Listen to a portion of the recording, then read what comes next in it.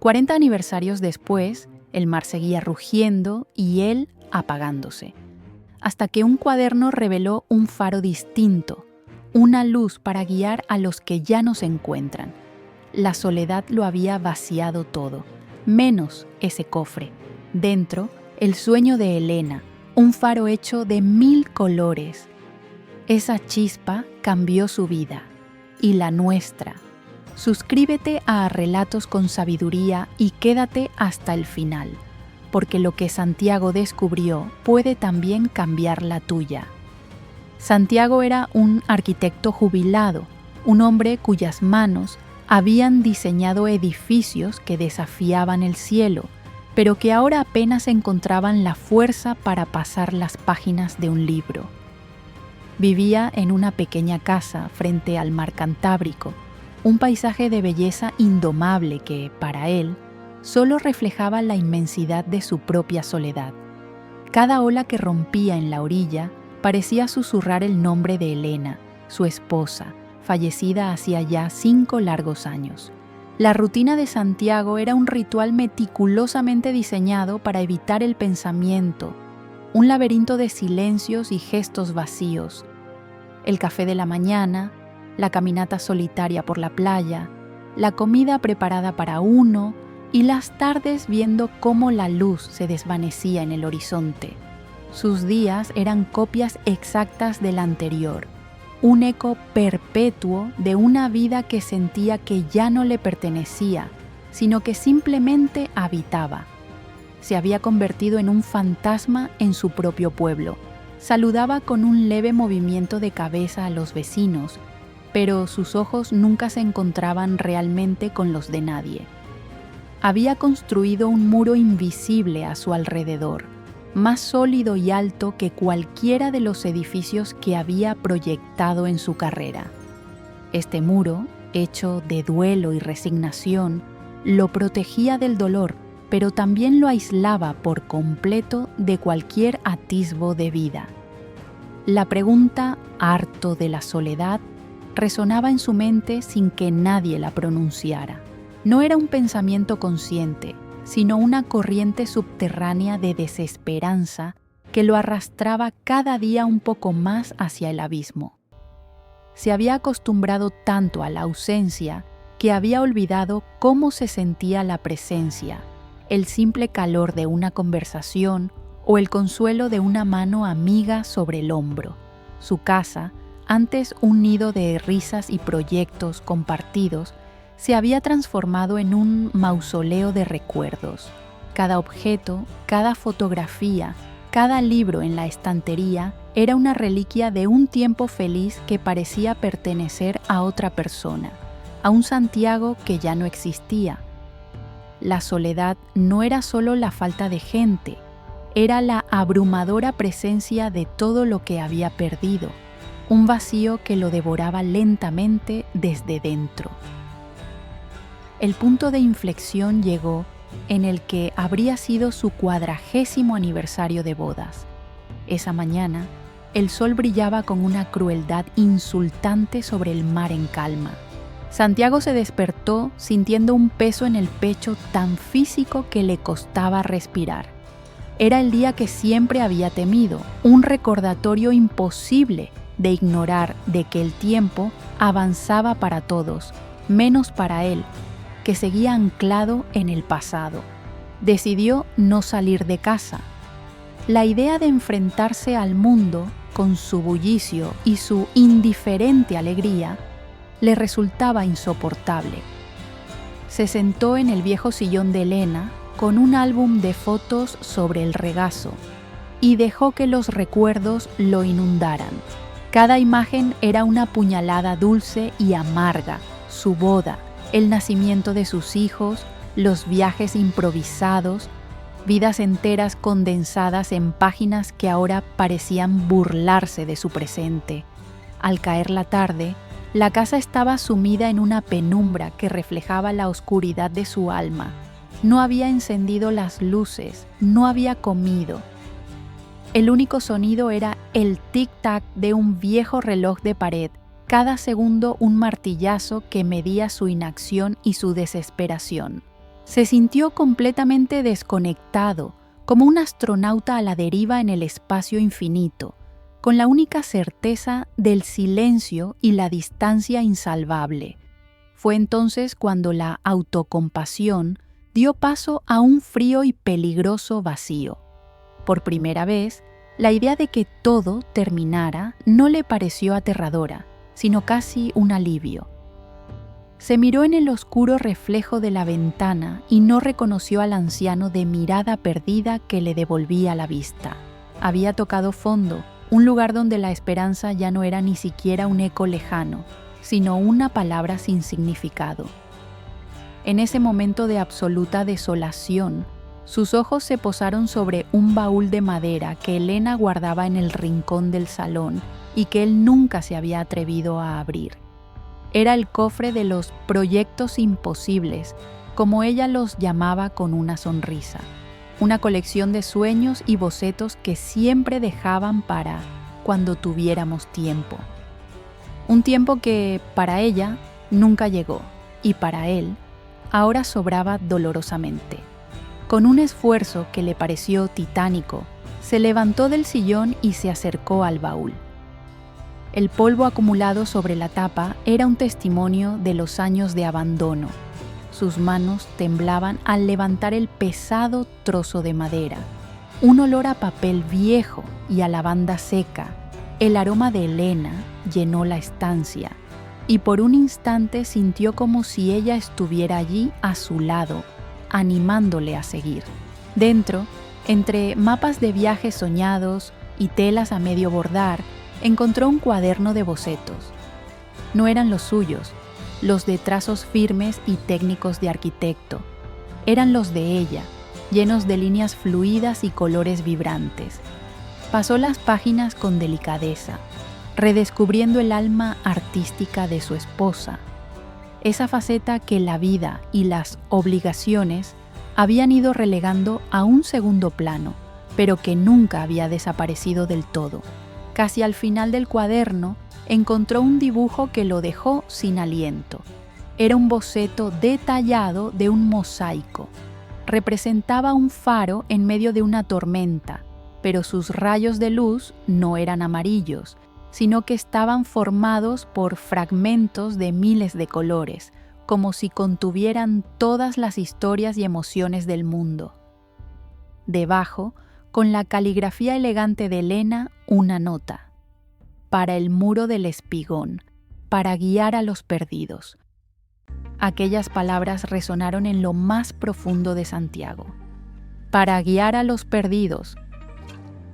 Se sintió interpelado directamente. Él era uno de esos perdidos, a la deriva en su propio mar de tristeza. La idea, al principio absurda, comenzó a tomar forma en su mente. ¿Y si él pudiera construirlo? ¿Y si pudiera tomar ese sueño inconcluso de Elena y darle vida, pieza por pieza? No era una solución mágica a su dolor, ni un plan perfectamente trazado. Era algo mucho más frágil y, a la vez, más poderoso. Una chispa, una diminuta llama de propósito en la inmensa oscuridad de su apatía. Por primera vez en 5 años, Santiago no pensó en el pasado que había perdido, sino en un futuro posible, en un mañana que podría ser diferente al hoy. A la mañana siguiente, por primera vez en mucho tiempo, Santiago se despertó con una idea en lugar de un peso. El boceto de Elena estaba sobre la mesa de la cocina, iluminado por la primera luz del alba. Lo observó durante casi 1 hora, analizando cada línea, cada nota de color. Su mente de arquitecto, dormida durante años, comenzó a despertar, a calcular ángulos, a pensar en materiales, a visualizar el proceso. Su primer paso fue modesto, casi tímido. Bajó al garaje, un espacio que se había convertido en un santuario del desorden y el olvido. Entre herramientas oxidadas y muebles cubiertos de sábanas, encontró sus viejas mesas de dibujo. El simple acto de limpiarlas, de sentir la madera bajo sus manos, Fue como un reencuentro con una parte de sí mismo que creía muerta. El polvo se iba, y con él una capa de su apatía. El boceto de Elena era hermoso, pero carecía de detalles técnicos. Necesitaría azulejos de colores específicos, adhesivos resistentes a la salinidad del mar y herramientas que él no poseía. Esto lo obligó a hacer algo que no había hecho en años: salir del pueblo y visitar un almacén de materiales de construcción en la ciudad cercana. La simple interacción con el dependiente, discutiendo sobre tipos de cerámica, fue extrañamente agotadora, pero también extrañamente vigorizante. Regresó a casa con el maletero lleno de cajas de azulejos y sacos de cemento cola. Se sentía como un impostor, un anciano jugando a ser artista. La duda lo asaltó con fuerza. ¿Quién era él para intentar algo así? No era ceramista, no era un experto en mosaicos. Estuvo a punto de dejarlo todo, de volver a encerrarse en su caparazón de seguridad y silencio. Pero entonces, su mirada se cruzó de nuevo con la nota de Elena. Para guiar a los perdidos. No se trataba solo de él, se trataba de cumplir una promesa no escrita, de honrar un sueño. Con un suspiro profundo, cogió un martillo y, con un golpe certero pero tembloroso, rompió el primer azulejo. El sonido seco y agudo resonó en el garaje como un disparo de salida, el inicio de un largo y desconocido camino. Los primeros días de trabajo fueron una mezcla de entusiasmo y frustración. Santiago pasaba horas en el garaje, rompiendo azulejos en pequeños fragmentos y tratando de organizarlos por color, tal como indicaba el boceto. Pronto se dio cuenta de la magnitud del desafío. El muro del espigón era enorme y la cantidad de teselas que necesitaría parecía infinita. Su progreso era dolorosamente lento, casi imperceptible. El principal problema era su falta de experiencia. No sabía cómo cortar las piezas para que encajaran con precisión, ni cómo mantener una coherencia en las formas. Sus manos, acostumbradas a la precisión del tiralíneas y la escuadra, se sentían torpes y toscas con el martillo y las tenazas. Más de una vez, un fragmento saltó y le hizo un pequeño corte, recordándole su propia fragilidad y su inexperiencia en este nuevo campo.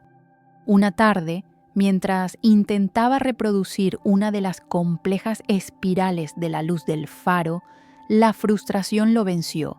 Arrojó las tenazas al suelo con un grito ahogado. Las piezas no encajaban, los colores no armonizaban como en el dibujo, y el resultado era un caos antiestético, una parodia del hermoso sueño de Elena. Se sentó en un taburete, con la cabeza entre las manos, sintiendo el viejo peso de la soledad volver a instalarse sobre sus hombros. El proyecto, que había nacido como una chispa de esperanza, ahora parecía una fuente de humillación. Quizás estaba destinado a fracasar. Quizás su único propósito en la vida era, efectivamente, esperar el final en silencio. La idea de abandonar, de volver a la seguridad de su rutina vacía, era tentadora. Era el camino fácil, el que no implicaba riesgo ni posibilidad de fracaso.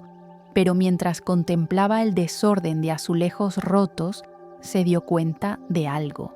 Cada fragmento, por sí solo, era imperfecto y afilado, pero juntos, si lograba encontrar la manera de unirlos, podían crear algo hermoso. La metáfora no se le escapó. Su propia vida se sentía rota en 1000 pedazos. Quizás no se trataba de encontrar piezas perfectas, sino de aprender a unir las que tenía. Decidido a no rendirse, Santiago comprendió que no podía hacerlo solo. Necesitaba consejo, alguien con experiencia. Recordó vagamente un pequeño taller de artesanía en una de las calles traseras del pueblo. un lugar que siempre había ignorado en sus paseos. Con el boceto de Elena bajo el brazo y una humildad que no sabía que poseía, se dirigió hacia allí una mañana nublada. El taller olía a barro húmedo, a esmalte y a madera quemada. En el interior, un hombre mayor, de manos fuertes y rostro surcado por arrugas profundas, lijaba una pieza de cerámica con una concentración casi monacal. Era Mateo, un artesano conocido en el pueblo tanto por su mal genio como por su inmenso talento. Levantó la vista con fastidio cuando Santiago entró, interrumpiendo su silencio. Santiago, con voz vacilante, extendió el cuaderno y le explicó su proyecto. Esperaba una respuesta sarcástica o un desinterés absoluto, pero Mateo, tras un primer vistazo despectivo, tomó el cuaderno y observó el boceto con una atención inesperada. Sus dedos callosos recorrieron las líneas del dibujo con una delicadeza sorprendente. Durante un largo minuto, el único sonido fue el de la lija sobre la cerámica. «Tu mujer tenía buen ojo», dijo Mateo finalmente sin levantar la vista.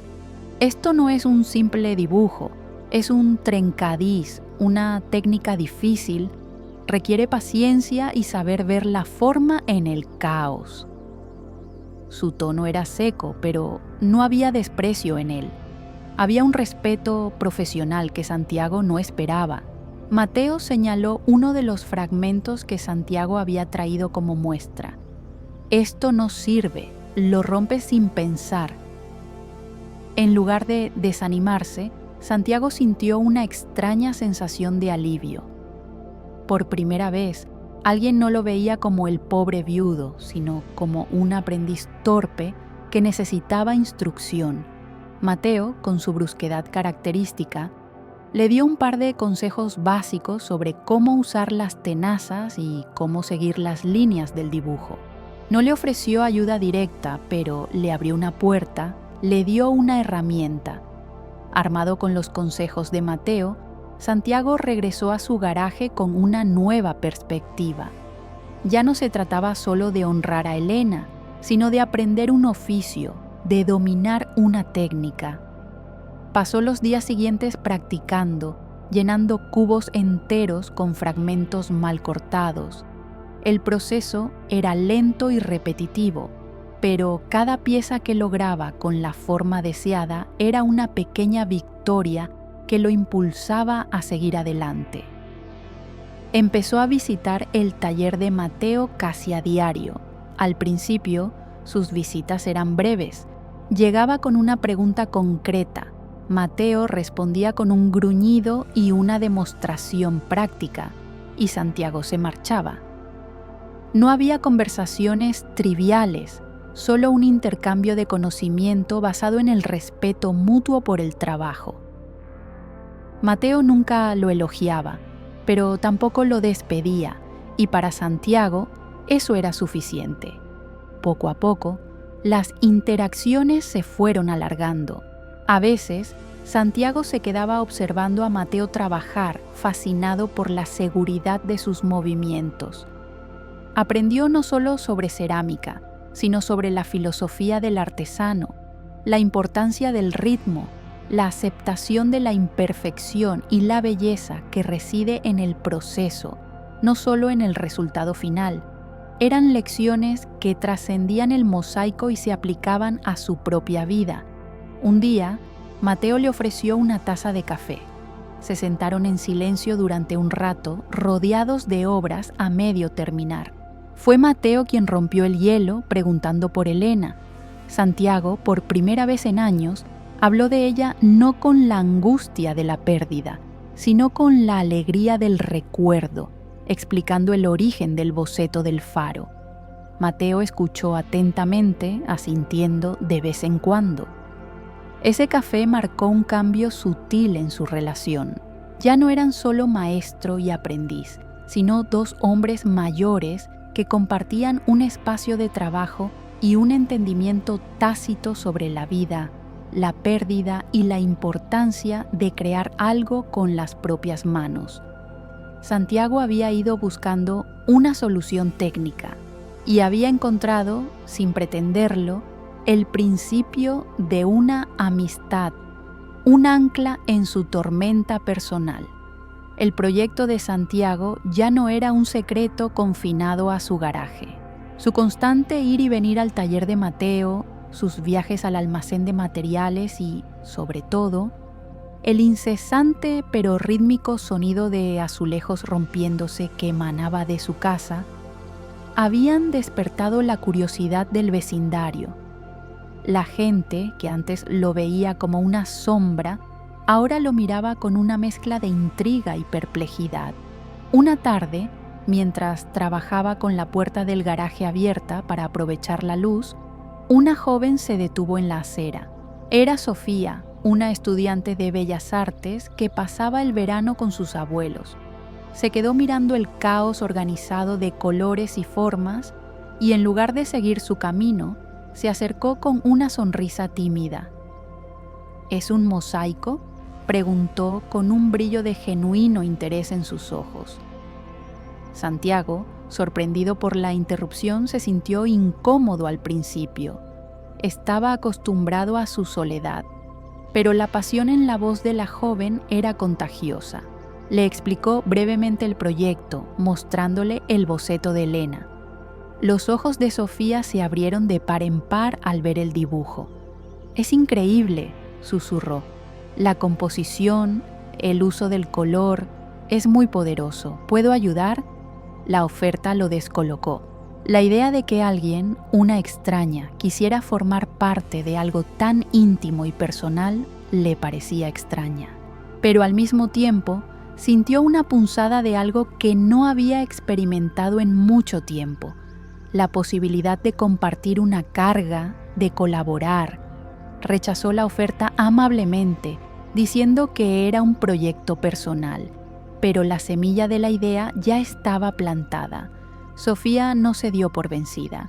Empezó a pasar por su casa cada día, a veces solo para saludar, otras para ofrecerle un café o simplemente para observar su progreso desde la distancia. Su presencia constante y respetuosa fue derribando lentamente los muros de Santiago. Su juventud y su entusiasmo eran un contrapunto a la seriedad de Mateo, aportando una energía nueva y fresca a su pequeño mundo. Después de semanas de práctica y planificación, llegó el momento de la verdad: colocar la primera pieza en la maqueta de madera que había construido a escala real en su garaje. Era la base del faro, una sección de azulejos blancos y grises que debían simular la piedra desgastada por el mar. Tenía las manos sudorosas y el corazón le latía con fuerza, como si estuviera a punto de realizar una cirugía a corazón abierto.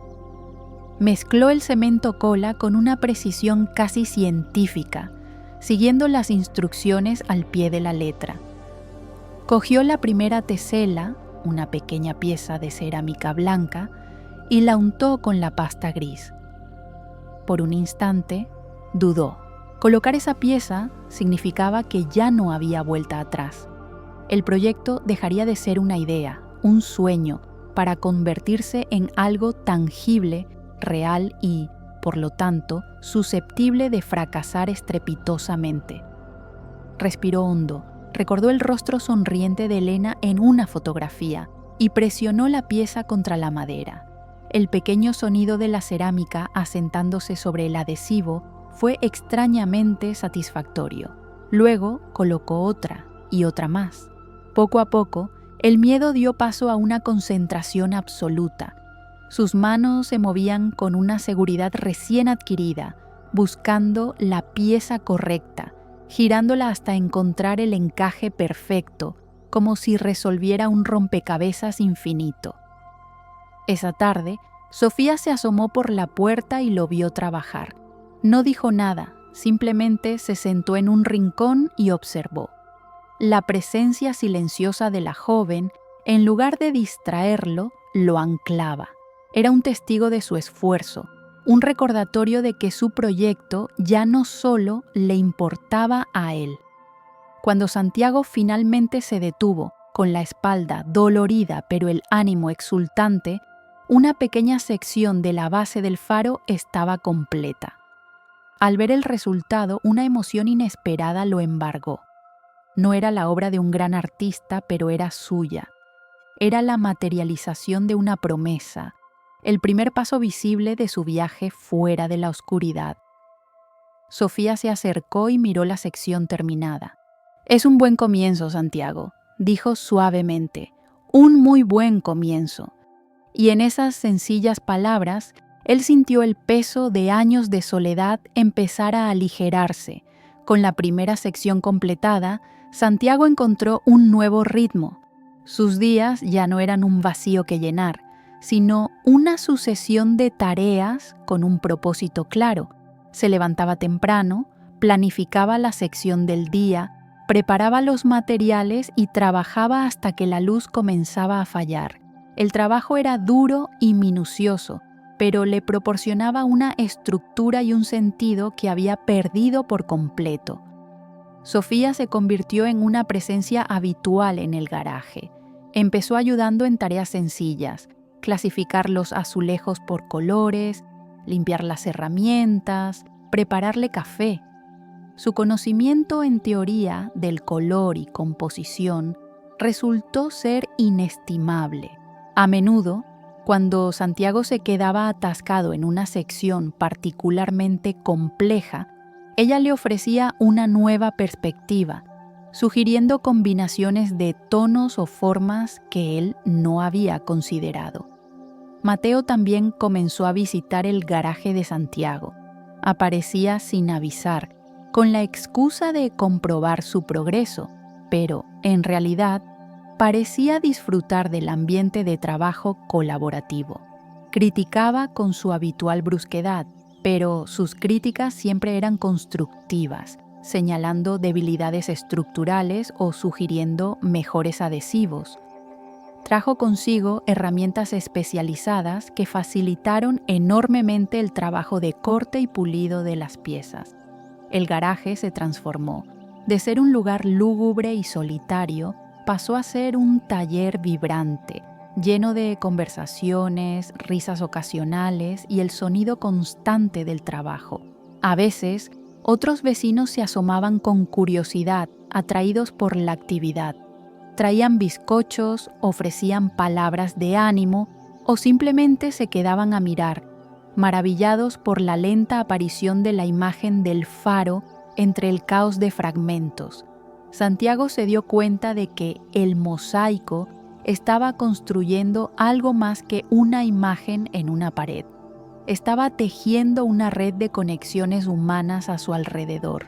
Cada pieza del mosaico parecía representar no solo un fragmento de cerámica, sino también una conversación, un consejo, un gesto de amabilidad. La soledad, aunque todavía presente en los momentos de silencio, ya no era una presencia abrumadora, sino un eco que se desvanecía. El proyecto avanzaba a buen ritmo. La base del faro estaba casi terminada y habían comenzado a trabajar en las olas embravecidas que lo rodeaban. La energía en el taller era positiva y colaborativa. Sin embargo, a medida que se acercaba el 6º aniversario de la muerte de Elena, Santiago sintió como las viejas sombras comenzaban a cernirse sobre él. La pena no desaparece, simplemente aprende a esconderse, esperando el momento oportuno para resurgir. Empezó a volverse más irritable y silencioso. Pequeños errores en el mosaico que antes habría pasado por alto, ahora le parecían fallos catastróficos. Un día, tuvo una discusión acalorada con Sofía sobre la tonalidad de un azul para una ola, acusándola de no entender la visión de Elena. La joven, sorprendida y dolida, se marchó del taller en silencio, dejando a Santiago solo con su ira y su culpa. Esa noche, una tormenta real azotó la costa, un reflejo perfecto de su estado de ánimo. El viento aullaba y la lluvia golpeaba las ventanas con furia. Santiago no podía dormir. Se sentó en la oscuridad, escuchando el rugido del mar, y se sintió arrastrado de nuevo a la desesperación de su punto más bajo. El mosaico le pareció una farsa, un intento patético de llenar un vacío que era en esencia infinito, el dolor de la pérdida, que había mantenido a raya con el trabajo, volvió con una fuerza devastadora. Se preguntó si estaba traicionando la memoria de Elena al permitir que otros participaran en su sueño, si estaba diluyendo algo que era sagrado y solo suyo. La culpa y el duelo se entrelazaron, creando un nudo en su garganta que le impedía respirar. El proyecto, su salvavidas, ahora parecía una pesada ancla. A la mañana siguiente, el sol salió sobre un paisaje limpio y sereno. La tormenta había pasado. Santiago, agotado física y emocionalmente, entró en el garaje. Esperaba encontrarlo vacío, pero allí estaba Mateo, barriendo los restos de la noche anterior. Y poco después llegó Sofía, con 2 vasos de café en la mano y una mirada de comprensión en sus ojos. No le reprochó nada, simplemente le tendió un café. El silencio en el garaje era denso, cargado de las palabras no dichas de la víspera. Fue Santiago quien lo rompió. «Lo siento, Sofía», dijo con la voz ronca. «No debí hablarte así.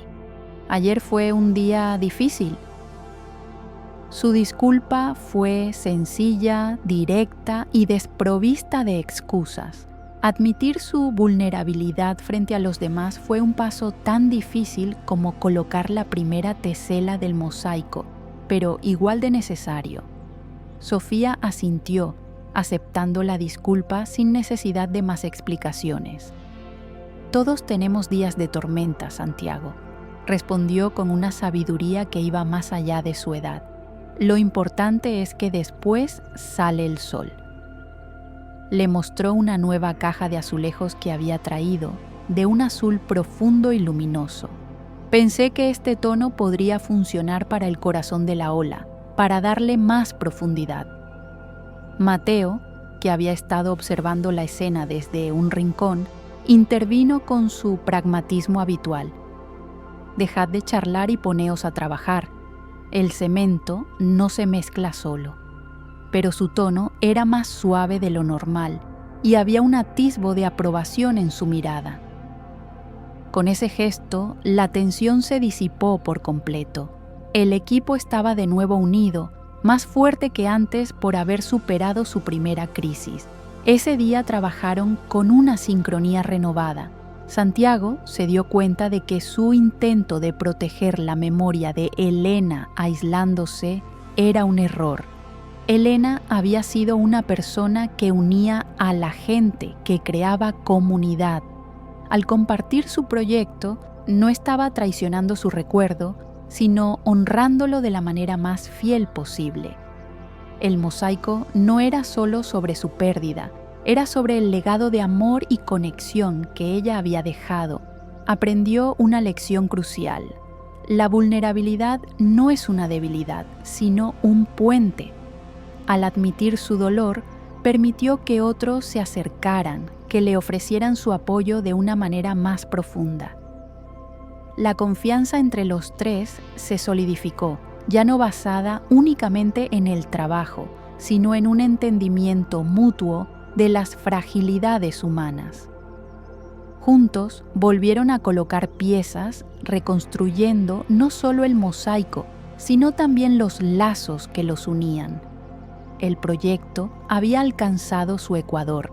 El faro y el mar embravecido ocupaban ya una gran parte de la maqueta, y la imagen comenzaba a cobrar una vida y una fuerza impresionantes. La noticia del mosaico del Espigón se había extendido por el pueblo, y era común que pequeños grupos de curiosos se acercaran a observar el progreso.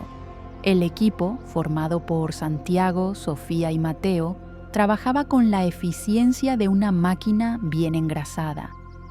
Una mañana, Santiago llegó al garaje, y sintió un frío que no tenía nada que ver con la temperatura. Una de las grandes planchas de madera que formaban la maqueta se había vencido durante la noche, probablemente por el peso y la humedad. Una sección entera del mosaico, la parte más compleja de las olas, se había derrumbado, convirtiéndose en un montón de escombros y cemento seco. Semanas de trabajo meticuloso, destruidas. El silencio que siguió fue sepulcral. Sofía se llevó las manos a la boca, con los ojos llenos de lágrimas.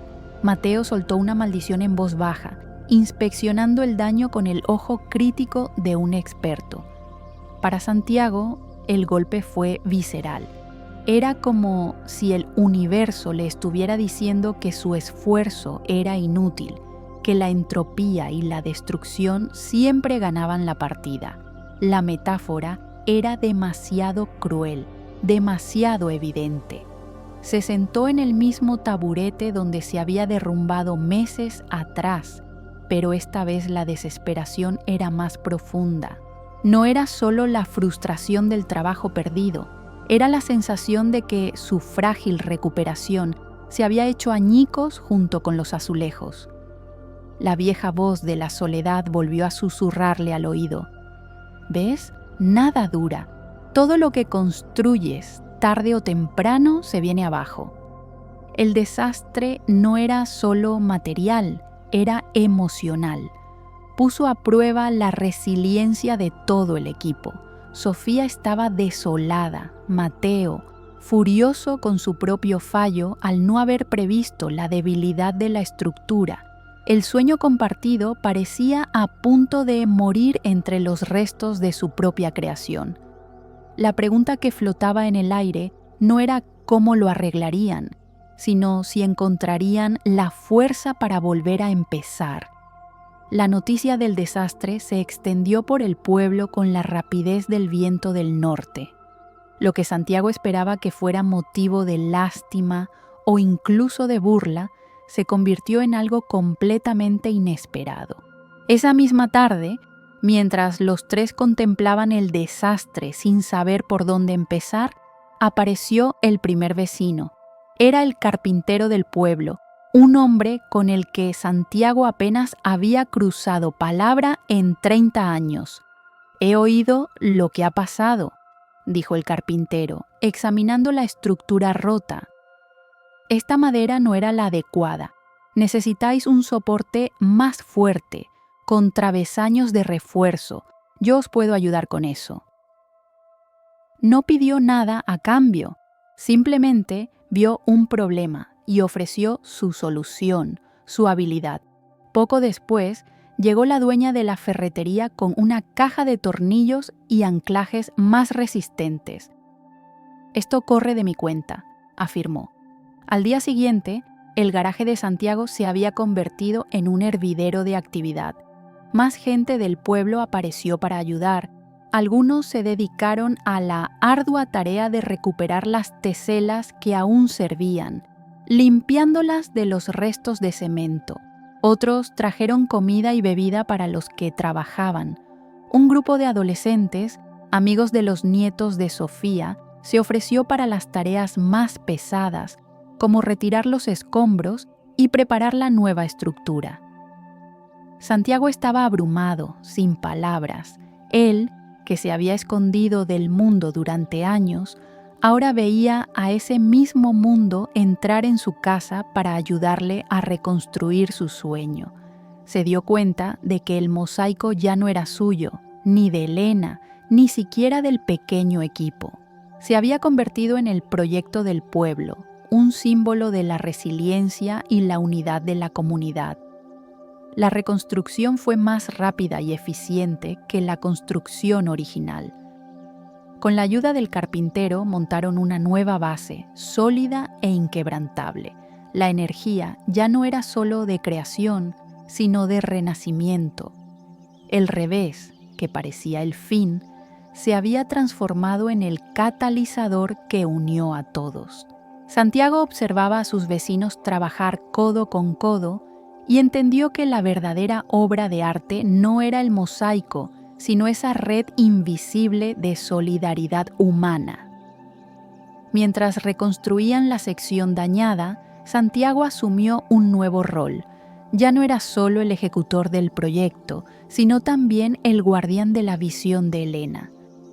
Con tanta gente ayudando, era fácil que el diseño original se perdiera. Él se movía entre los grupos, explicando la importancia de cada color, la razón de cada curva en las olas, compartiendo las historias y el significado que Elena había querido plasmar. Al hacerlo, comenzó a hablar de su esposa de una manera nueva. Ya no era solo la figura ausente cuya pérdida lo definía, sino una presencia viva y vibrante a través de sus ideas. Contaba anécdotas de su amor por el mar, de su fascinación por la luz de los faros, de su creencia en que el arte podía sanar. Al compartir su memoria, la transformó de un dolor privado en una inspiración colectiva. Sofía observaba este cambio con admiración. Veía cómo Santiago se erguía más, cómo su voz ganaba en firmeza y sus ojos recuperaban un brillo que no tenían antes. Se había convertido en el faro de su propio proyecto, guiando a los demás con la luz del recuerdo de Elena. Estaba liderando, enseñando y, en el proceso, sanando las partes más profundas de sí mismo. Un día, uno de los adolescentes que ayudaba le preguntó por qué el rayo de luz del faro en el mosaico tenía tantos colores. Santiago le explicó la idea de Elena, que la verdadera luz no es de un solo color, sino que está hecha de la suma de todas las experiencias, de las alegrías y las penas, de todas las historias. Cada uno de nosotros, dijo Santiago, aporta su propio color a esa luz. En ese momento, comprendió la verdad más profunda de su viaje. Él había estado buscando una guía externa, un propósito que le fuera dado. Pero la verdadera luz, el faro que necesitaba, no estaba en el exterior, siempre había estado dentro de él, alimentado por el amor, los recuerdos y, ahora, por la conexión con su comunidad. Solo necesitaba aprender a dejar que esa luz brillara hacia afuera. La fase de reconstrucción dio paso a una nueva etapa de creación colectiva. Santiago, Sofía y Mateo ya no eran los únicos que colocaban las teselas. Bajo su supervisión, los vecinos que habían mostrado más interés y habilidad comenzaron a participar activamente en la creación del mosaico. El garaje se convirtió en una especie de escuela de artesanía improvisada, donde se transmitían conocimientos y se compartía una meta común. Clara, la dueña de la cafetería del pueblo, resultó tener un pulso sorprendentemente firme y un ojo para el detalle. Se encargó de las secciones más delicadas de la espuma de las olas. El viejo pescador jubilado, que al principio solo observaba desde la distancia, acabó siendo el experto en los tonos grises de las rocas. Cada persona encontraba su lugar, su pequeña contribución al gran todo. El ambiente era de camaradería y concentración. Se contaban historias del pueblo, se compartían chistes y, a veces, se trabajaba en un silencio cómodo y productivo. Santiago se maravillaba al ver cómo manos tan diferentes, manos jóvenes y ágiles, manos curtidas por el sol y la sal, manos delicadas de una maestra de escuela, se unían para dar vida a la visión de su esposa.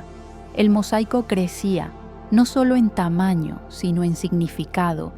Cada pieza colocada por un vecino era una historia, un acto de generosidad incrustado en la obra.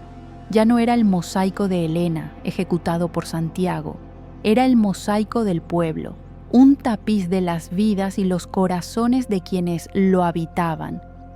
La obra de arte trascendía su propia estética para convertirse en un monumento a la comunidad. Santiago comprendió que la respuesta a la pregunta harto de la soledad, no era simplemente encontrar una distracción o un hobby. La verdadera liberación no venía de llenar el tiempo, sino de compartirlo. No se trataba de construir algo para uno mismo, sino de construir algo con los demás. La soledad se disuelve, no en el ruido, sino en el propósito compartido y en el calor de las manos unidas. Los últimos meses del proyecto fueron un torbellino de actividad febril y meticulosa. El mosaico estaba casi completo y la atención se centró en los detalles que le darían vida. Se trabajó en las transiciones de color, en el pulido de las piezas para que captaran la luz de una manera específica y en la aplicación de la lechada que uniría todo en un conjunto cohesionado y duradero. La tarea de aplicar la lechada fue simbólica, una pasta gris y sin vida que, al rellenar los huecos entre las teselas de colores, las hacía resaltar, definiendo sus formas y unificando la obra. Era el toque final que transformaba un conjunto de fragmentos en una sola imagen poderosa. Mientras extendían la pasta, Santiago pensaba en cómo las rutinas y las pequeñas interacciones diarias unen a las personas de una comunidad, dándole cohesión. La anticipación en el pueblo era palpable. El ayuntamiento, impresionado por la iniciativa ciudadana, había aprobado oficialmente su instalación en el Muro del Espigón y había colaborado con la logística para el traslado. Se fijó una fecha para la inauguración, que se convirtió en el evento más esperado del año. Ya no era un proyecto privado, era un acontecimiento público, un motivo de orgullo para todos. Santiago, Sofía y Mateo pasaron las últimas semanas realizando los controles de calidad finales. Recorrían cada centímetro del mosaico, asegurándose de que cada pieza estuviera firme, de que no hubiera bordes afilados. Era un trabajo de amor y de despedida. Pronto, la obra dejaría su taller para pertenecer al mundo, para enfrentarse al sol, al viento y a la mirada de miles de personas. Para Santiago, este periodo fue agridulce. Por un lado, sentía una inmensa satisfacción al ver el sueño de Elena hecho realidad. Por otro, sabía que el final del proyecto significaría el fin de la rutina que lo había salvado, de las reuniones diarias en su garaje. Le aterraba la idea de que, una vez terminada la obra, el silencio y la soledad pudieran regresar para reclamar su antiguo territorio. El día del traslado fue un espectáculo en sí mismo. Una grúa de grandes dimensiones llegó al amanecer a la tranquila calle de Santiago. El mosaico, dividido en grandes paneles numerados, fue cuidadosamente embalado y preparado para el corto pero delicado viaje hasta el Espigón. Todo el pueblo parecía haberse congregado para presenciar la operación, manteniendo una distancia respetuosa pero compartiendo la emoción del momento. Santiago observaba cada movimiento con el corazón en un puño. Ver la obra de su vida, la materialización del sueño de Elena, suspendida en el aire, era a la vez aterrador y sublime. Confió en la pericia de los operarios, hombres y mujeres que trataban cada panel con un cuidado extremo, conscientes de que no estaban transportando simples azulejos, sino la esperanza y el esfuerzo de toda una comunidad. La instalación en el Muro del Espigón llevó todo el día.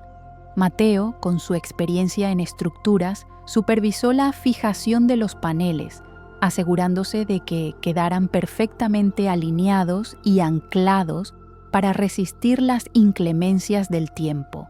Sofía coordinaba a los voluntarios que ayudaban en las tareas de apoyo, mientras que Santiago se movía de un lado a otro, como un director de orquesta que se asegura de que cada instrumento esté afinado. A medida que los paneles se iban uniendo en el muro, La imagen del faro emergía con una fuerza que nunca había tenido en la penumbra del garaje. Bañado por la luz del sol frente al mar real que había inspirado el diseño, el mosaico cobró vida. Los colores vibraban y los miles de fragmentos captaban la luz, creando un efecto deslumbrante que cambiaba con el movimiento de las nubes y el sol. Al final de la tarde, el último panel fue colocado. Los trabajadores y los voluntarios dieron un paso atrás para admirar la obra completa. Un aplauso espontáneo brotó de la multitud congregada en la playa. Santiago miró el mosaico, luego al mar y finalmente a la gente que lo rodeaba. Sintió una conexión profunda con todo ello, con el legado de Elena, con la fuerza del océano y con el corazón de su comunidad. La noche antes de la inauguración, Santiago no pudo dormir, pero esta vez no era por la angustia de la soledad, sino por una mezcla de nerviosismo y una profunda sensación de paz. Se acercó caminando hasta el espigón, bajo la luz de la luna. El mosaico, cubierto por una gran lona hasta la ceremonia del día siguiente, era una presencia silenciosa y monumental en la oscuridad. Se sentó en un banco frente al muro, escuchando el sonido de las olas, el mismo sonido que durante años había sido la banda sonora de su tristeza. Pero ahora, el mar no le hablaba de pérdida, sino de permanencia, de ciclos, de la belleza que nace tras la tormenta. Miró hacia el lugar donde ahora estaba la obra y pudo sentir, más que nunca, la presencia de Elena a su lado. No era una presencia fantasmal o dolorosa, sino cálida y reconfortante. Era como si pudiera escuchar su voz en el viento, diciéndole que estaba orgullosa, no solo por haber completado el mosaico, sino por haber vuelto a vivir. Se dio cuenta de que el proyecto no había sido una forma de aferrarse a ella, sino de aprender a dejarla ir de la manera correcta, no olvidándola, sino integrando su amor y su luz en su propia vida. En ese momento de introspección, Mateo y Sofía se unieron a él en el banco. Habían tenido la misma idea. Se sentaron los tres en silencio durante un largo rato, compartiendo una comprensión que no necesitaba palabras. Eran tres almas solitarias que se habían encontrado en el camino y que, juntas, habían construido algo mucho más grande que ellas mismas. Su amistad era el verdadero tesoro que había surgido de los fragmentos rotos. Santiago finalmente rompió el silencio. «Gracias», dijo, mirando a sus dos amigos. «Gracias por todo». No necesitaba decir más. En esas dos palabras estaba contenido todo el viaje: la ayuda, la paciencia, la fe que habían depositado en él cuando ni él mismo la tenía. Juntos, contemplaron el bulto cubierto bajo la lona, sabiendo que, sin importar lo que pasara mañana, ya habían logrado lo más importante. El día de la inauguración amaneció claro y soleado. Todo el pueblo y gente de las localidades vecinas se congregó en la playa frente al espigón. Había un ambiente festivo, con música, puestos de comida y niños corriendo por la arena. Era una celebración no solo de una obra de arte, sino del espíritu de una comunidad que se había redescubierto a sí misma a través de un proyecto compartido. El alcalde pronunció un discurso, agradeciendo a todos los que habían participado. Luego le cedió la palabra a Santiago.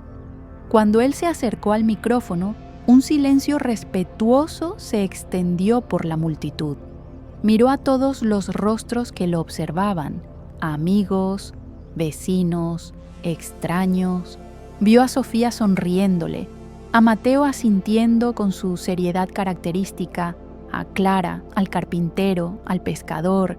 Vio a su comunidad. Su discurso fue breve, pero profundamente emotivo.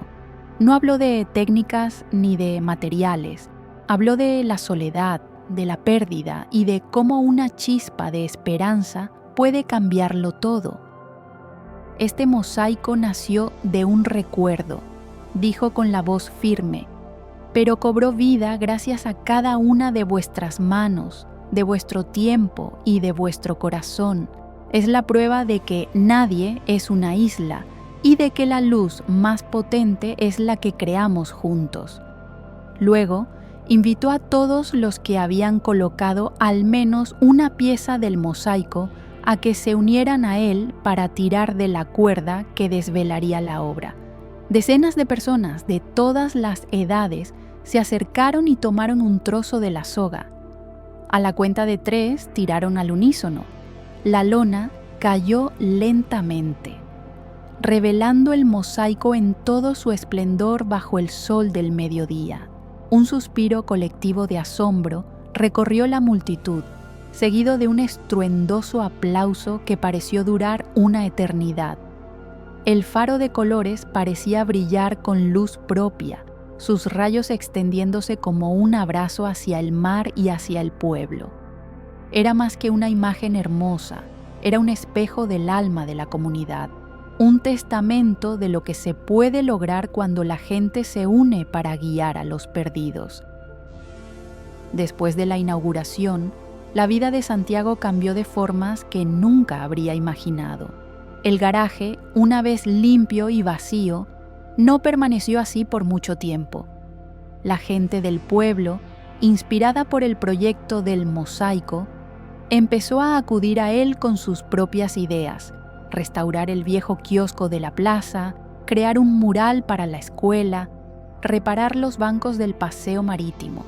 Al principio, Santiago se resistió, temiendo verse abrumado, pero pronto se dio cuenta de que no podía volver a su antigua vida de aislamiento. Había redescubierto su propósito, no solo como arquitecto, sino como un conector, un catalizador de la energía creativa de su comunidad. Su garaje se convirtió en un taller comunitario permanente, un lugar de encuentro donde las ideas tomaban forma y las amistades se forjaban. Ya no era el viudo solitario y taciturno. La gente lo saludaba por la calle por su nombre, se paraban a charlar con él, le pedían consejo, se unió al club de lectura de la biblioteca, empezó a jugar a las cartas con Mateo y otros jubilados en la taberna del puerto, y sus cafés con Sofía se convirtieron en una rutina semanal.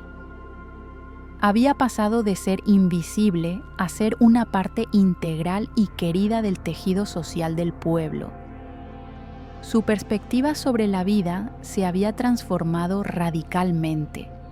La soledad, que antes era una prisión, ahora la veía como un espacio para la reflexión, pero no un estado permanente. Comprendió que la conexión no es algo que simplemente sucede, es algo que se construye, pieza a pieza, con paciencia, vulnerabilidad y el coraje de dar el primer paso. Su felicidad ya no dependía de la ausencia de dolor, sino de la presencia de propósito y afecto. Un día, mientras paseaba por el espigón, vio a una pareja de turistas fotografiando el mosaico. Se acercó y les contó la historia detrás de la obra, la historia de Elena y del pueblo. Ver la admiración en sus ojos, ver cómo el legado de su esposa tocaba el corazón de completos extraños, le llenó de una paz y una gratitud inmensas. Había transformado su duelo en un regalo para el mundo. El mosaico del faro se convirtió en un nuevo símbolo para el pueblo. Atrajo a turistas, apareció en revistas de arte y viajes y le dio a la pequeña localidad costera una nueva identidad. Pero su verdadero impacto fue mucho más profundo y personal para los habitantes. Se convirtió en un lugar de peregrinación, un punto de encuentro y un recordatorio constante del poder de la comunidad. La gente acudía al mosaico en momentos significativos. Los jóvenes se declaraban su amor frente a él. las familias se tomaban fotos para celebrar un nacimiento y aquellos que se sentían perdidos o tristes se sentaban en los bancos cercanos, encontrando consuelo en la imagen del faro que brilla en la tormenta. La obra de Elena se había convertido en un ancla emocional para todos. El legado de Elena no era solo la imagen en la pared, sino la red de relaciones que se había creado a su alrededor. El taller comunitario en el garaje de Santiago siguió prosperando, dando lugar a nuevos proyectos que embellecían el pueblo y fortalecían los lazos entre los vecinos. La chispa que Elena había encendido en Santiago se había convertido en una llama que ahora calentaba a toda la comunidad. Santiago a menudo pensaba en cómo Elena se reiría al ver todo lo que su proyecto imposible había desencadenado. Ella, que siempre había tenido la habilidad de unir a las personas, lo había conseguido una vez más, incluso después de haberse ido.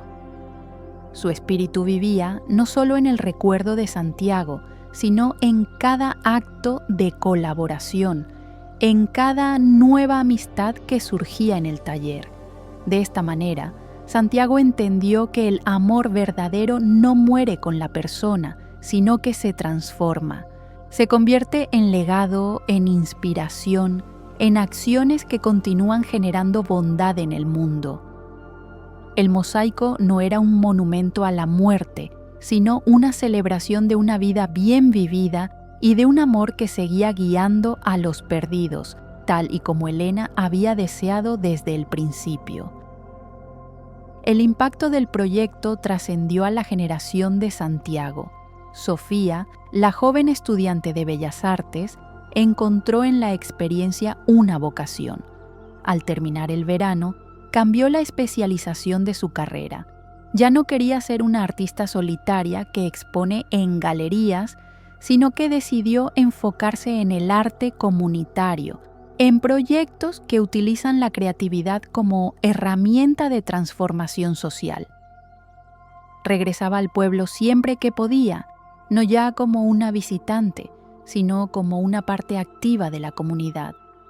Colaboraba con Santiago en el taller, aportando nuevas ideas y técnicas, y sirviendo de puente con los más jóvenes. Inspirada por el mosaico, organizó un proyecto con los niños de la escuela para pintar un mural en el patio, enseñándoles desde pequeños el valor del trabajo en equipo. El mosaico se convirtió en una lección viva para los jóvenes del pueblo. Les enseñó que el patrimonio no es solo algo que se hereda, sino algo que se crea y se cuida activamente. Vieron con sus propios ojos cómo sus padres y abuelos, personas que consideraban ancladas en sus rutinas, eran capaces de unirse para crear algo extraordinario. Rompió la barrera generacional y fomentó un nuevo sentido de orgullo local. Santiago disfrutaba enormemente de la energía que los jóvenes traían al taller. Sus preguntas, su curiosidad y su falta de prejuicios le recordaban constantemente que el mundo sigue girando, que siempre hay nuevas perspectivas por descubrir. Encontró un nuevo papel como mentor, transmitiendo no solo sus conocimientos técnicos, sino también las lecciones de vida que había aprendido a lo largo de su difícil viaje. Así, el ciclo de la vida se manifestaba en el pequeño taller. La sabiduría de la vejez se entrelazaba con el entusiasmo de la juventud. El legado de Elena, canalizado a través de Santiago, no solo había reparado el presente, sino que también estaba sembrando las semillas de un futuro más conectado y colaborativo para la comunidad, asegurando que la luz del faro seguiría brillando durante generaciones. Un año después de la inauguración, en el que habría sido el 46º aniversario de bodas de Santiago y Elena, el pueblo organizó una pequeña celebración junto al mosaico. No fue un acto sombrío de conmemoración, sino una alegre reunión para celebrar la vida, el arte y la comunidad. Hubo música, comida y la gente compartió historias sobre el impacto que el proyecto había tenido en sus vidas. Santiago no sintió el peso aplastante del duelo que tanto lo había atormentado en el pasado. Por supuesto, extrañaba a Elena y siempre lo haría. Pero el dolor ya no era un abismo oscuro, sino una suave melancolía, el eco de un gran amor. Estaba rodeado de amigos, de risas, de la vida que él mismo había ayudado a reconstruir. La soledad era solo un fantasma lejano. Durante la celebración, Sofía proyectó un pequeño documental que había realizado. Mostraba imágenes del proceso: el garaje desordenado al principio, las manos inexpertas de Santiago, el desastre de la estructura rota, la llegada de los vecinos, las caras de concentración y finalmente la alegría de la inauguración. La película era un testimonio conmovedor de la transformación, no solo de un muro, sino de un hombre y un pueblo. Al final de la proyección, Clara, la dueña de la cafetería, se acercó a Santiago y le entregó un pequeño paquete. Dentro había una tesela de cerámica hecha a mano por Mateo. En ella estaba grabada una sola palabra: gracias. Clara le explicó que era un regalo en nombre de todo el pueblo. «Tú nos guiaste, Santiago», le dijo. «Te convertiste en nuestro faro». Santiago tomó la pieza de cerámica, sintiendo su peso en la mano. Miró el mosaico brillante bajo el sol de la tarde y luego a la comunidad que lo rodeaba. El círculo se había cerrado. El hombre que se sentía perdido en la tormenta se había convertido en el faro para otros. Había cumplido la promesa de Elena y al hacerlo se había encontrado y salvado a sí mismo. Si esta historia tocó tu corazón, compártela, porque a veces una simple chispa puede encender un faro en medio de la tormenta. Dale me gusta, suscríbete a Relatos con Sabiduría y deja tu comentario. ¿Cuál es la chispa que te ayudó a salir de tu propia soledad? Sigue viendo más historias como esta en nuestra lista Historias que transforman el alma y deja que cada relato te recuerde que nunca estamos realmente solos. La historia de Santiago no es la historia de un hombre que venció a la soledad con un proyecto. Es la historia de un hombre que redescubrió que la esencia de la vida reside en la conexión.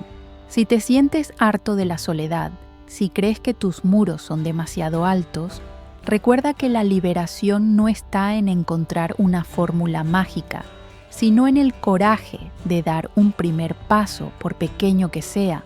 La soledad prospera en la inacción y el silencio.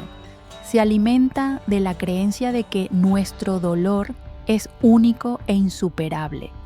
Pero la verdad es que todos, en algún momento, nos hemos sentido perdidos en el mar. La historia de Santiago nos enseña que el antídoto es el propósito.